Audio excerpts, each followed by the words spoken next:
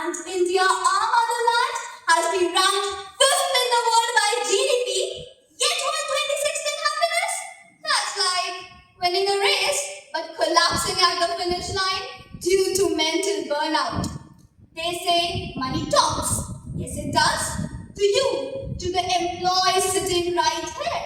And what does it say? Goodbye by the 10th of every month. I could see even the judges smiling. Their salary gave money, and we say money can buy things.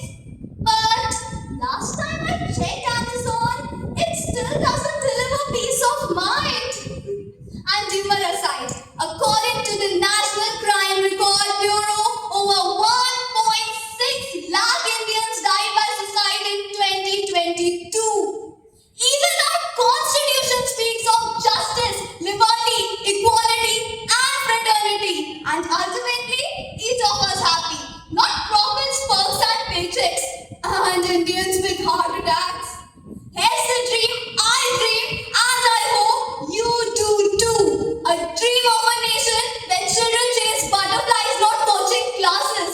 Where people work to live, not live to work. And where happiness isn't just a festival offer, it's a daily emotion.